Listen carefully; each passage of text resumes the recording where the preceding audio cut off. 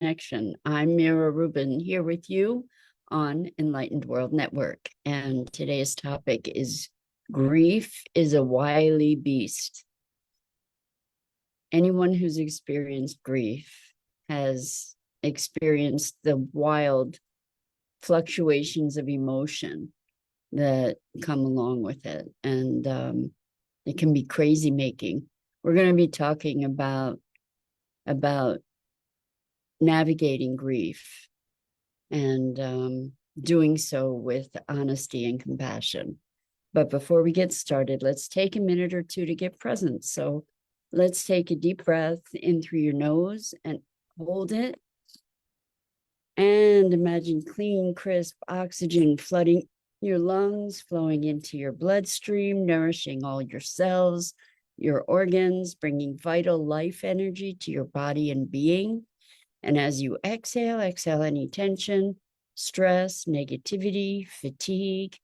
And now let's take another deep breath in through your nose and hold it. This time, imagine brilliant, bright light lighting you up from the inside out, illuminating, electrifying, and energizing all your cells, your molecules, your electrons, creating a brilliant beam of light and energy from your heart out into the world. And as you exhale any remaining tension, stress, negativity, fatigue. And now let's press our palms together. Vigorously rub your hands together to feel the friction, the temperature, the pressure, the motion, the tickling and tingling when you stop. And allow all those sensations to bring you present right here, right now, into this remarkable physical form that enables us to experience life. Welcome, welcome, welcome. So, grief is a wily beast. That is a quote from a friend who I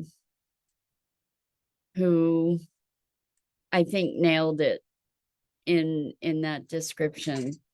For any of us who have experienced grief, it's like being a ping pong ball on a table with world-class players, just being bounced around from one emotion to another in an unpredictable way, where grief can just overcome us in a moment without any anticipation. And we can very easily find ourselves in a trauma loop where we replay certain memories over and over and over again. And this ties into an understanding of limbic system dysfunction. The limbic system is our fight or flight kind of protection center, and it can get overstimulated. And when that happens, it is constantly in that reactive mode and tends to go into a loop of often accelerated or heightened alert.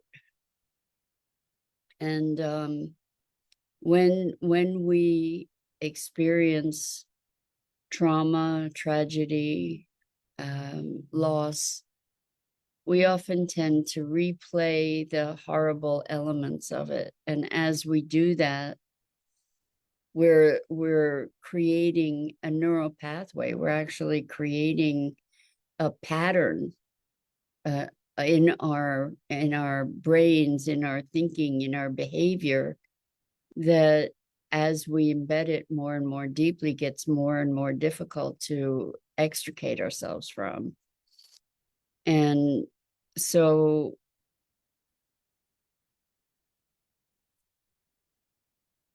being alert to our pattern and our thought is a big key to being able to heal, actually, because by perpetuating these patterns of thought, these negative patterns of thought, we're digging ourselves deeper and deeper into that negative pattern. So if we can be aware of our thought, and for instance, if we're remembering a dark moment, if we can recognize that and shift our memory to a positive moment, a positive memory, we can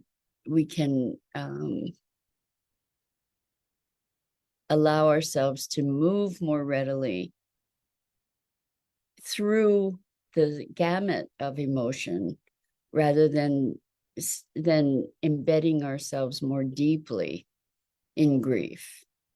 So it's not that it's easy, because those images that we might conjure for ourselves that are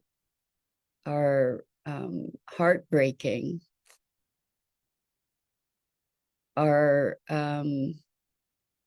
so vivid that they're hard to sometimes move ourselves away from, kind of like a train wreck. You couldn't take your eyes away, but we need to allow ourselves to feel the feelings that we have when we feel them, and also notice how we may be recreating, how we may be regenerating these patterns of pain.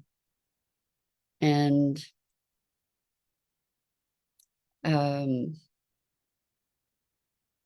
so my beloved cat of 18 and a half years just passed, and I'm going through the grieving process.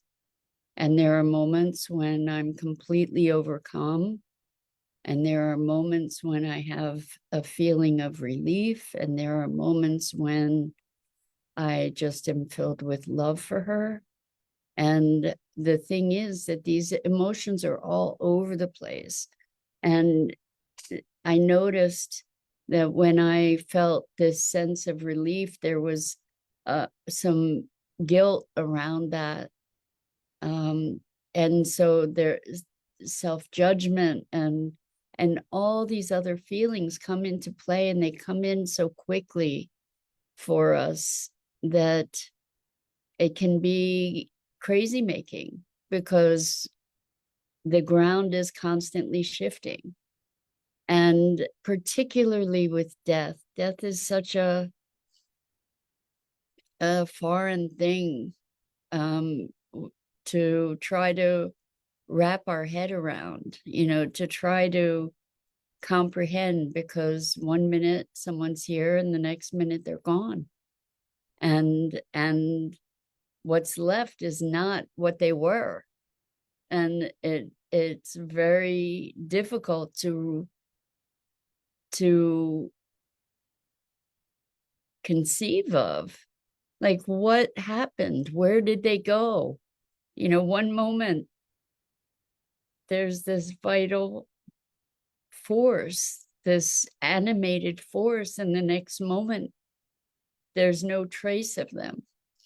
And the body that they left behind doesn't even resemble them in so many ways. That it's so evident that they have exited, that they are no longer present. And it's baffling. It's baffling. It's unfathomable. And even those of us who have had experiences that sort of transcend the body, still this experience of someone exiting it's very, for me anyway, very, very, very difficult to integrate. It's truly unfathomable. Um, and I guess in its way, rather miraculous, this transition, although it can be so traumatic, so devastating, so sad, the loss that we experience. And I think that as we experience that loss, we can make it harder for ourselves by the conversation that we have with ourselves. Like, I'm never going to see that person or that being again. I'm never going to be able to engage with that being again in a physical way. We can be telling ourselves these things, and that deepens the agony. And so there are stages of grief and stages of loss that can include a wide spectrum of emotions: anger, frustration, fear, love, sorrow. And we're all over the place all at once. And it's like there are moments when we don't even feel the loss at all. And then we're reminded that there's this space, this empty space that was once inhabited by an animated being that enriched our lives in whatever way, or maybe didn't enrich our lives in certain ways. Maybe even someone who was a perceived negative force in our lives. Even then, this grief over loss, it's such an elusive experience to be navigating grief, particularly over death.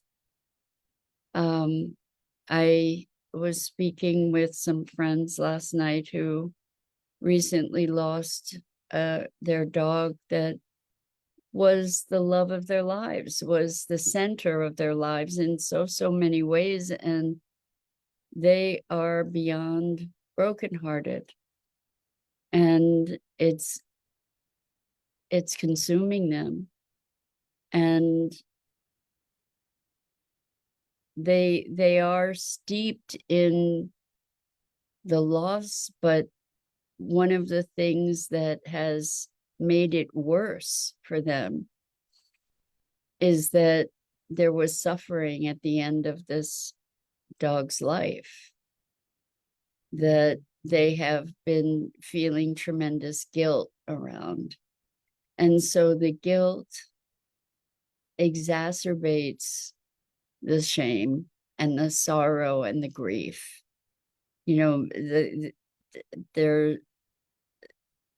They're second guessing what they could have done differently.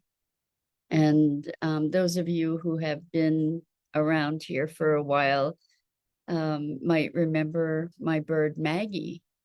And she was such a character, and I was so deeply attached to her. And I got COVID, and she was under the covers and biting my toes. And I put her in her cage, and she slammed around her cage. And I thought she would quiet down, and instead she broke her neck. And I was devastated and had incredible guilt. And it took me so long to be able to recover from that, because I kept replaying that instance, like if only I had done something different. So the sorrow, the grief was exacerbated by this sense of guilt and the stories that I made up about what I could have done differently. And the finality of death, or at least its apparent finality, is part of what makes it so devastating, particularly if there are precipitating circumstances that hold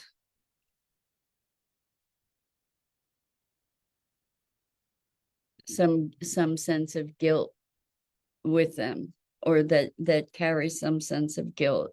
If only I had. And so there's the deep heartbreak of wanting things to have been different than they were, to be blaming ourselves on top of the deep sense of loss. And so if we have an ability somehow to untangle the emotional complex that surrounds the grief, if we can acknowledge and allow ourselves to move through all those feelings, to recognize the sorrow, to recognize the guilt, to recognize the regret, if there is, just to be compassionately present to ourselves as we move through these difficult landscapes, these difficult emotional terrains, and recognize that it's not logical, and that we do have a spectrum of emotions. And even when we are experiencing deep grief with great frequency, it's important to recognize that we're not experiencing that in every moment. And that even in the midst of grief, there can be moments of laughter. There can be moments of almost forgetting, like not being present to that loss. And grief has its own time as well. Oftentimes, when we're in the midst or in close proximity to whatever the event was that triggers the grief, oftentimes there's a numbness or a neutrality, and that the grief can hit us after an extended period of time. I have seen this with clients as well as myself, where there's the initial shock and grief of a loss, for instance, of a parent. And then a year later, there's a whole different dimension of that experience that comes forward. It's almost like we have an initial shock that needs time to wear off before we can actually metabolize the emotion itself, the depth of the emotion. And so that's an interesting thing too, is that these emotions come through in cycles. that they don't come through in a predictable way. We can experience grief or trauma years after the event when something triggers it, and we actually then experience the experience itself, the emotional ramifications of whatever that trauma may have been. So we're really quite complex in our emotional makeup, and try as we might to understand, the truth is it's not logical, it's not rational. And the emotions are energy. And so in the face of grief and all the other attendant emotions that run through us like freight trains,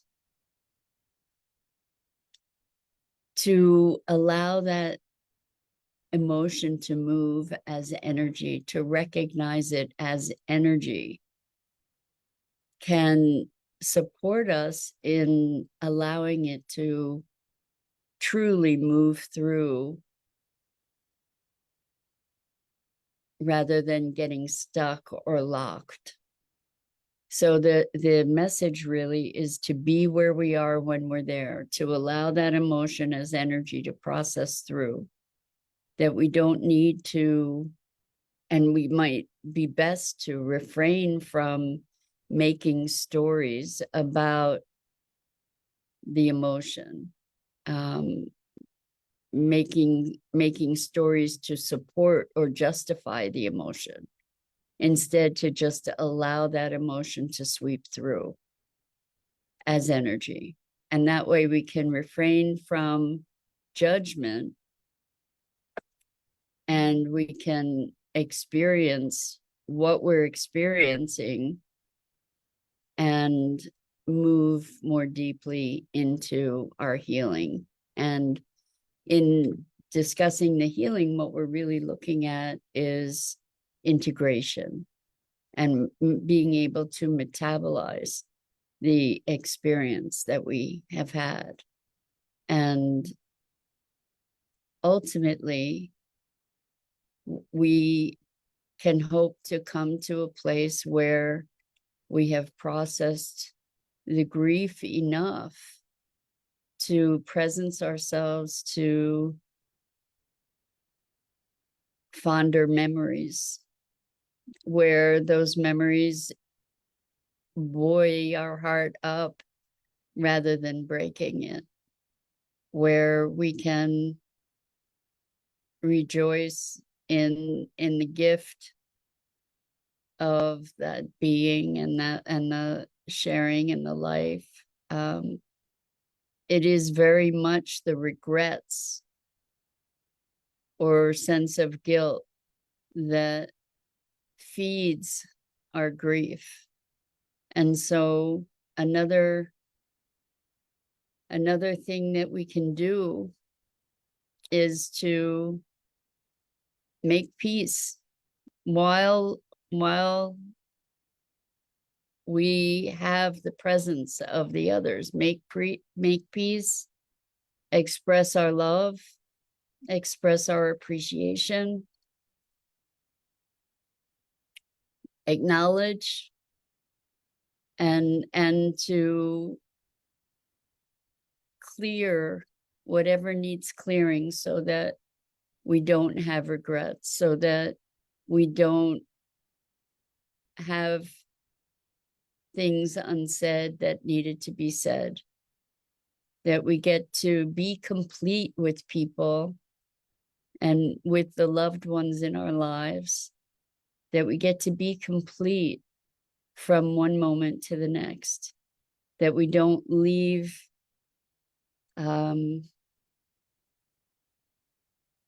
situations unresolved, that we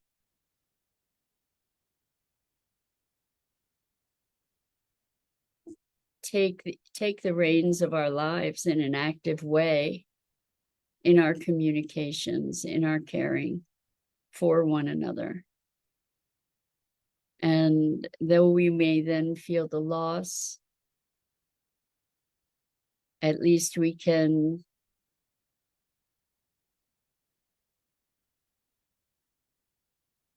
have the comfort of knowing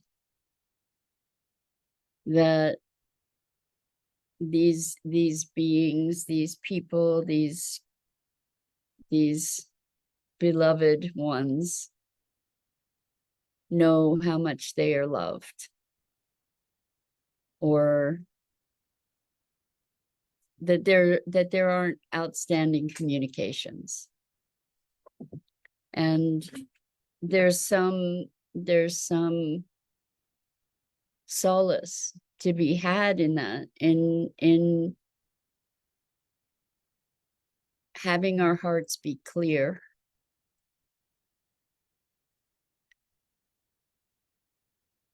and allowing ourselves to remember the goodness